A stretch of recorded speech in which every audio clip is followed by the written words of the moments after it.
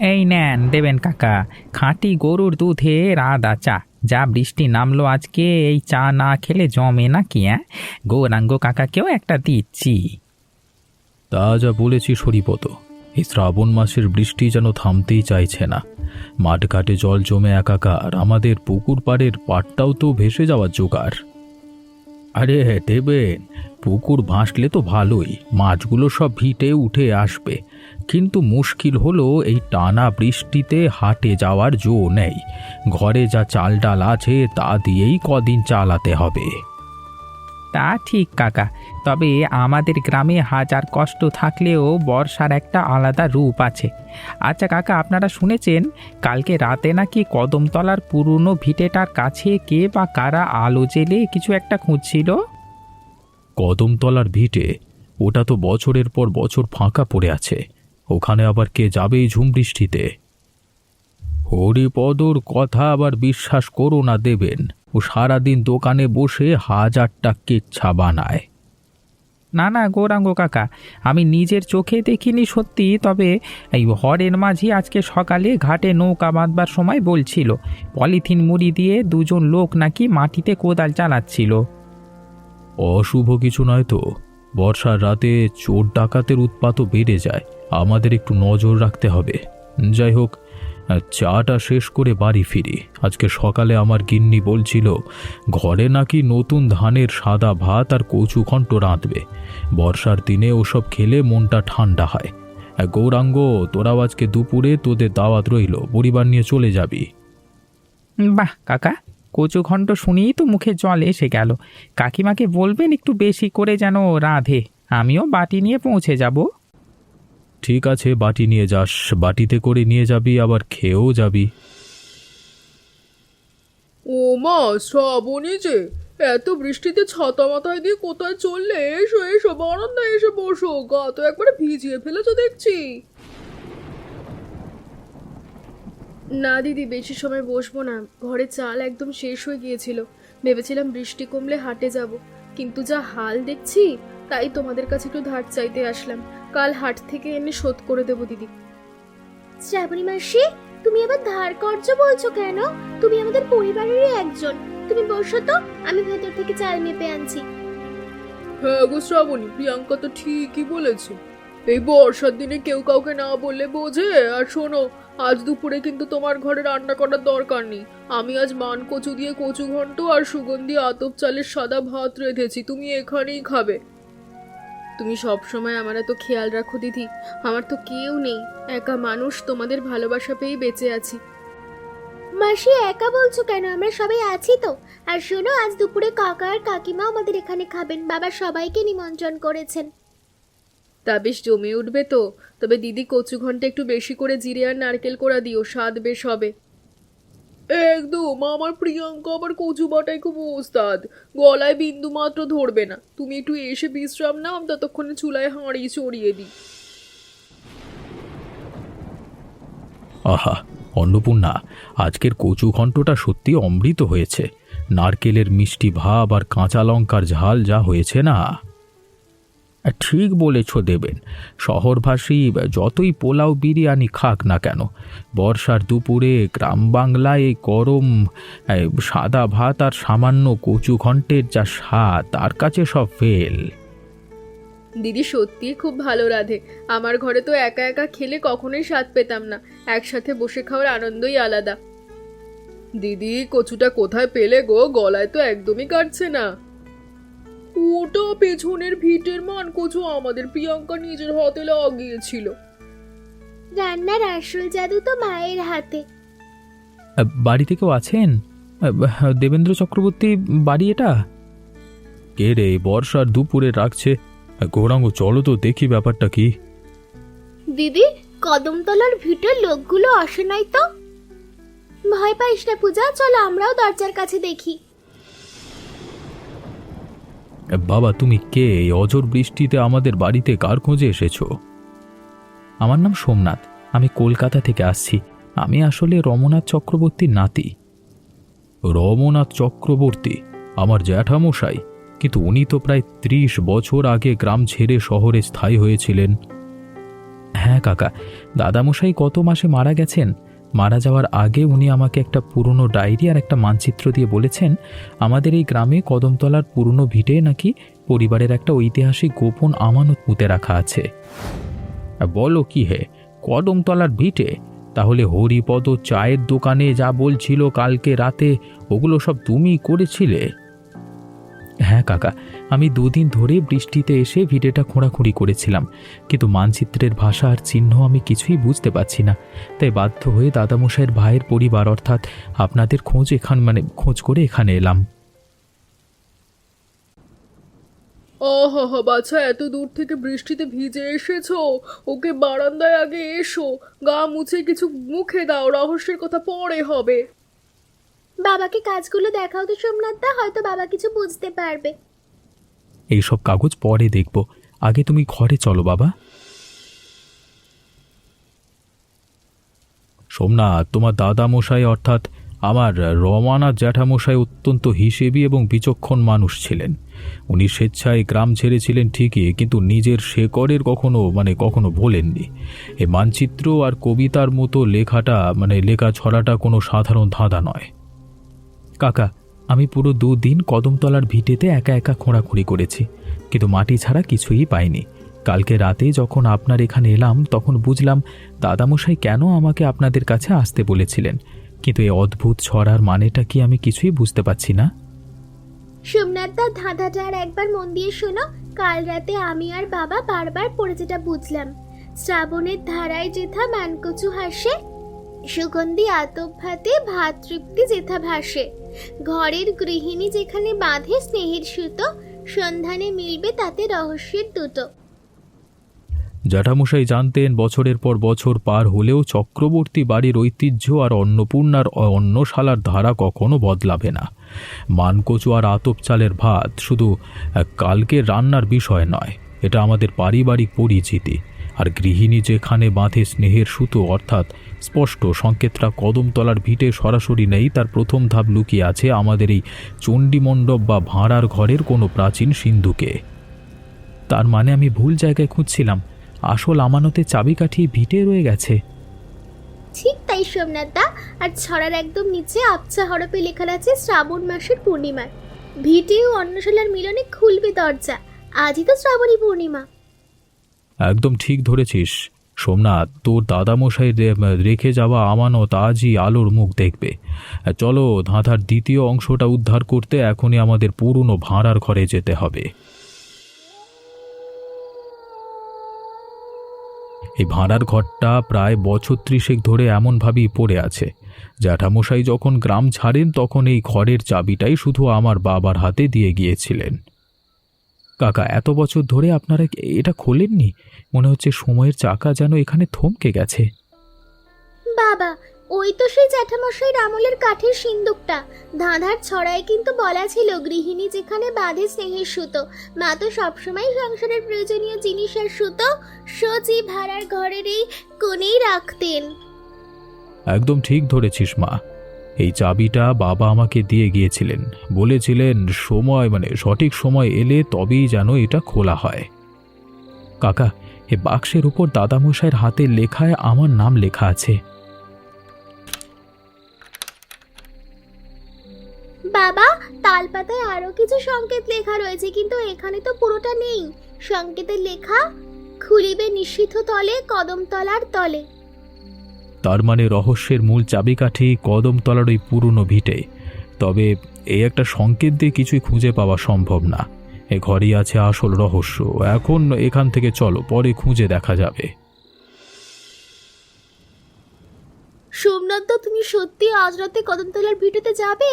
ওই জঙ্গল ঘেরা পুরনো ভাঙা বাড়িতে রাতে একাকি যাওয়া কি ঠিক হবে? লোকে বলে ওখানে নাকি অশুভ আলো দেখা যায়। অশুভ আলো বলে কিছু হয় কিছু নেই পূজা। পরশু রাতে আমি ওখানে আলো জেলে মানচিত্র মেলাচ্ছিলাম। দূর থেকে গ্রামবাসী হয়তো ভয় পেয়েছে। দাদামশাইয়ের আমানত আমাকে উদ্ধার করতেই হবে, তবে আজকে যাব কিনা তার ঠিক নেই। কিন্তু সোমনাথদা, তালপাতায় যে লেখা আছে তার অর্থ বেশ বিপজ্জনক। খুলিবে নিষিদ্ধ জলে।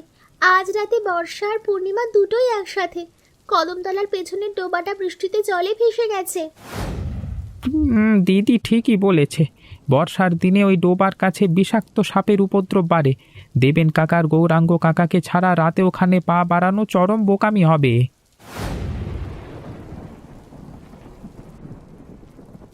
প্রিয়াঙ্কা, তোরা এখানে বসে আছিস? কি হয়েছে শ্রাবণী মাসি? তোমার কথা শুনে মনে হচ্ছে কিছু হয়েছে। না না, কিছু হয়নি। দূর থেকে তোদের চা খেতে দেখে তাই এলাম। তাই বলো, আমরা তো সবাই ভয় পেয়ে গেছিলাম। আচ্ছা আজকে উঠি তাহলে, হ্যাঁ চলো বাড়ির দিকে যাই। ওগো, একটা কথা বলবো ভাবছি। বেশ কিছুদিন ধরে বিষয়টা আমার মাথায় ঘুরছে। তা বলো না, পেটে কথা চেপে রাখার মানুষ তো তুমি নও, কিসের কথা? বলছি যে আমাদের পূজার তো বয়স 21 পার হলো। গ্রামের অনেক মেয়ে তো এই বয়সে সংসারী হয়ে যায়। পরশুদিন ওপাড়ার বিনোদবাবু বলছিলেন ওর পিস্তুত ভাইয়ের ছেলের সঙ্গে পূজাকে দেখতে চান। ছেলেটি শহরের এক সরকারি অফিসে চাকরি করে। বিনোদের পিস্তুত ভাই? তা পাত্রের কথা না হয় শুনলাম, কিন্তু মেয়েটাকে তো তুমি জানো, ও সবে কলেজে বিয়ে পড়ছে, তাছাড়া ওর কত স্বপ্ন। স্বপ্ন তো প্রিয়াঙ্কারও আছে। ও তো গাঁয়ের ছোটদের পড়াচ্ছে, কিন্তু মেয়েদের একটা নির্দিষ্ট বয়সের পর তো থিতু হতে হয়। নাকি ভুল বলছি? তুমি ভুল বলছো না গো, কিন্তু যুগ বদলেছে। পূজা একটু চঞ্চল হলেও পড়াশোনায় তো মন্দ নয়। মেয়ের বিয়ে এখন দেবে না, ওর নিজের পায়ে দাঁড়ানোটা খুব দরকার। অত্যন্ত একটা ছোটোখাটো চাকরি বা নিজের কোনো কাজ পাক অন্তত, তারপর সব ভাবা যাবে।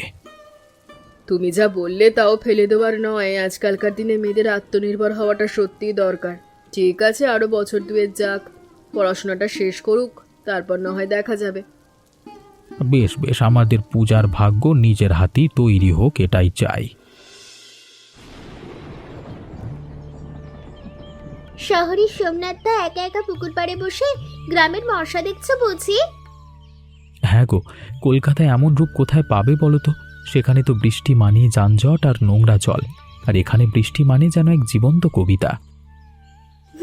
কিন্তু তোমার মনে তো এখন বর্ষার সৌন্দর্য নেই, আছে কদমতলার সেই প্রাচীন গোপন আমানতের চিন্তা। তুমি কি সত্যি ভয় পাচ্ছ না? কাল রাতেও একা একা ওই ফাঁকা ভিটে গিয়েছিলে। একা একা কিন্তু যেও না আর দাদা। ভয় প্রথমে পেয়েছিলাম বইকি, কিন্তু যখন দেখলাম দাদামশাইয়ের প্রতিটি সংকেত এই রূপপুর গ্রামের মাটির সাথে জড়িয়ে আছে, তখন ভয়টা কৌতূহলে বদলে গেল। আচ্ছা বলো তো, তোমরা এত সাধারণভাবে বাঁচো কিভাবে? শহর তো কত জটিল। জীবনটাকে জটিল না করলেই কঠিন হয়ে যায় সোমনাথদা। আমাদের এই গ্রামে অভাব আছে, কষ্ট আছে, কিন্তু কারোর বিপদে সবাই ছুটে আসে। তুমি যেদিন এসেছিলে, তেমন মা সামান্য কচু ঘন্ট আর সাদা ভাত রেঁধে তোমাকে খাইয়েছিল, পুরো পাড়াকেই খাইয়েছিল। এই ভালোবাসাটাই তো জীবনের আসল সম্পদ, তাই না? সত্যি বলছো, তোমাদের এই অমায়িক ব্যবহার আর সহজ জীবনধারা আমাকে সত্যি বদলে দিয়েছে। এই আমানত পাই বা না পাই, এই গায়ের ভালোবাসাটাই আমার জীবনের বড় পাওয়া। ধাঁধাটা উদ্ধার তো হয়েই গেছে, বাকিটাও হয়ে যাবে। এবার চলো, মা চা তৈরি করছে, গরম গরম চা খাবে। কে কে ওখানে? আরে পূজা যে, এই ভর সন্ধ্যায় এই থমথমে নির্জন পথে কোথায় গিয়েছিলে? আমি তো ভেবেছিলাম কোনো ভুতুড়ে ব্যাপার। ভূত কেন হতে যাবে সোমনাথদা? ওই পাশের পাড়ায় আমার পিসির বাড়ি। পিসির শরীরটা কদিন ধরে ভালো যাচ্ছিল না, তাই মা একটু তিলুয়া আর নাড়ু দিয়ে পাঠিয়েছিল। পিসির সঙ্গে দেখা করতে গিয়েছিলাম, কিন্তু তুমি এই সাতবেলা গরমতলার দিকে যাচ্ছ কেন? দেখে আসি যদি কিছু পাওয়া যায়। তুমি বড্ড দুঃসাহসী সোমনাথদা। কিন্তু প্রিয়াঙ্কা দিদি আর দেবেন কাকাকে না জানিয়ে একা একা যেও না। বর্ষার রাতেই কদমতলার ভিটে কত সাপ খোপ কি সব থাকে। না না, আমি বেশি দূরে যাব না, শুধু জায়গাটার একটু ভালো করে দেখে ফিরবো। তুমি একা আছো, সাবধানে বাড়ি ফেরো। আমি তো এই গ্রামেরই মেয়ে, পথের সব বাঁক আমার জানা। তুমি বরং নিজের খেয়াল রেখো। রাত হলে কিন্তু আর ভিটে থেকো না। বেশ, তাই হবে। আরে লক্ষ্মী যে, এসো এসো। আজ সকালে বৃষ্টির বেগটা একটু কম, তাই ভাবলাম ঘাট থেকে এক কলসি জল নিয়ে যাই। ঠিকই করেছো দিদি, সারাদিন ধরে যে বৃষ্টি হলো, ঘরের বাইরে বেরোনোই দায়ী হবে। তা দিদি, তোমার ঘরের সব কাজকর্ম সামলে নিলে? আর বলো কেন, প্রিয়াঙ্কা সব গুছিয়ে ফেলে। সকাল সকাল উঠে উনুন ধরিয়ে দিয়েছে, আমি শুধু জলটা নিয়ে গেলেই রান্নার হাঁড়ি বসাবো। মেয়েটা তোমার রত্ন দিদি, প্রিয়াঙ্কার মতো লক্ষ্মী মেয়ে হয় না। আমাদের পূজাকেও তো বলি প্রিয়াঙ্কার কাছ থেকে একটু সংসার ধর্ম শিখতে, খালি মুখ দিয়ে বসে থাকে বইয়ে আর কাল্পনিক চিন্তা করে। আহা লক্ষ্মী, পূজাকে এমন বলো না, মেয়েটা কত লক্ষ্মী আর হাসি খুশি পড়াশোনা করছে, সেটাই তো বড় কথা। আজকালকার দিনে তো মেয়েরা কত দূর এগিয়ে যাচ্ছে। আমাদের সংসার তা যা বলেছ দিদি, রান্না বান্নার হাঁড়ি কুড়ির ভেতরেই জীবনটা কেটে গেল। তবে যাই বলো, বর্ষার এই দিনে গায়ের জীবনটা কষ্টকর হলেও এই ঘাটে বসে দুটো কথা বলার শান্তি অন্য কোথাও পাওয়া যায় না। একদম খাঁটি কথা লক্ষ্মী, ছোট ছোট জিনিস নিয়েই তো আমাদের এই গৃহস্থলী।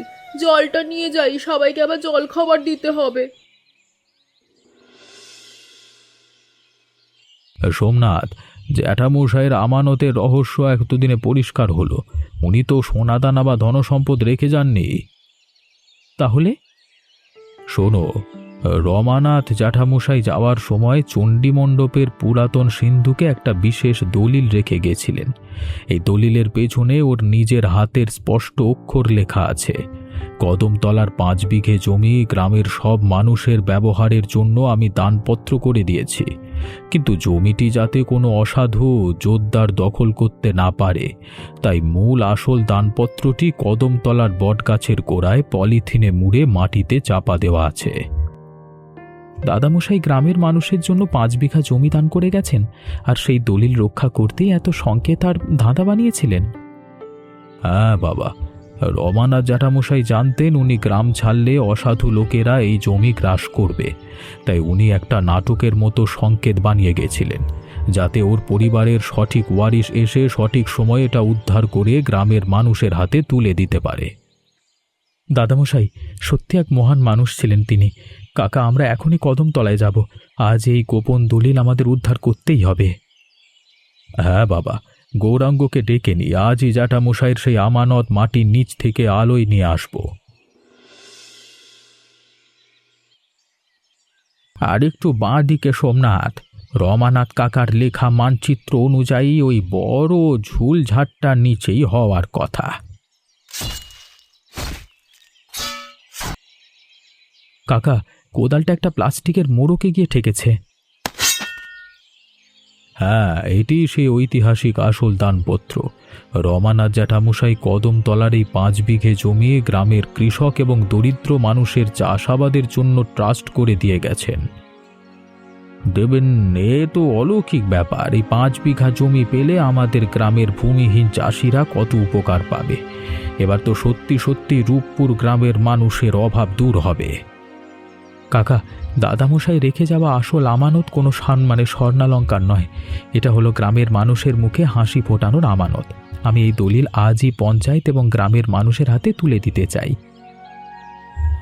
তুই তোর দাদামশাইয়ের যোগ্য নাতি সোমনাথ, আজকে তোর জন্য এই মাটির অধিকার গায়ের মানুষ ফিরে পেল।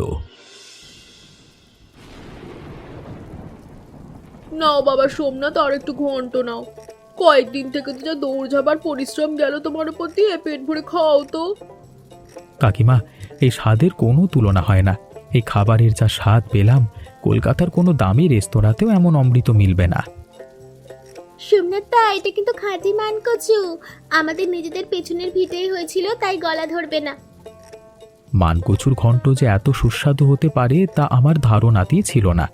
ঘি আর নারকেলের গন্ধের সাথে এই কাঁচা লঙ্কার ঝাল একেবারে মনটা জুড়িয়ে দিল। বাছা, সাধারণ এই গ্রাম বাংলায় দামি খাবার পাই না পাই, স্নেহের আর ভালোবাসার অভাব নাই। তোমরা শহরের মানুষ, আমাদের এই সামান্য সাদা ভাতার কচুগণ্ড তোমাদের এত ভালো লেগেছে, তাতেই রান্না সার্থক।